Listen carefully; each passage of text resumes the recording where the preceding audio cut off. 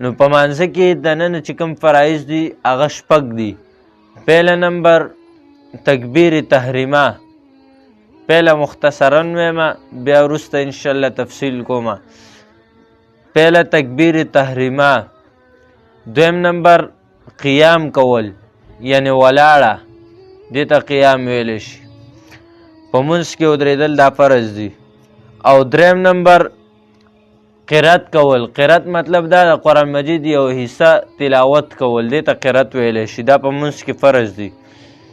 او څلورم نمبر رکوع کول. رکوع خو واضحه خبره ده چې هر سړی پیژني. او پنځم نمبر دوه سجدې کول، دا فرض دی په مونځ کې.